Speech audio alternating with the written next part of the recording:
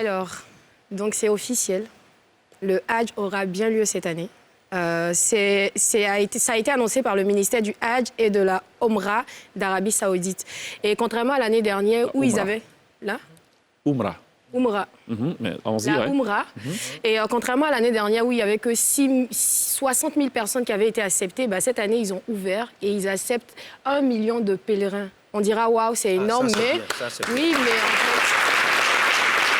En cas de cas, qui va effectuer le pèlerinage cette année, apparemment. Je compte y aller cette année. Je compte faire partie mon oncle. En cas de cas, en personne. Beno Kassim. Ah, OK. Et du coup, en 2020, il y avait eu que... il y avait eu personne à cause de la Covid. Oui. Et pour ceux qui se disent 1 million, c'est énorme, mais en 2019, il y avait eu 2,5 millions de pèlerins. Donc, en fait, ils essaient d'augmenter un tout petit peu, jusqu'à arriver au nombre habituel avant Covid. Mais c'est petit à petit, comme on le dit. Et justement, pour rendre ce pèlerinage plus agréable, ils ont décidé d'alléger un peu les conditions sanitaires, même s'il y a la Covid. Donc, suspension des mesures de distanciation sociale dans les mosquées. Par contre, le masque sera obligatoire dans tous les endroits clos. Donc, prenez vos masques.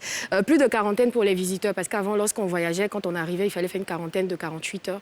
Ils ont supprimé cela. Et les préparatifs ont déjà commencé. Donc, il se dit que dans la grande mosquée a déjà été équipée, elle a été assainie, parfumée et elle a été meublée de 15 000 tapis en plus.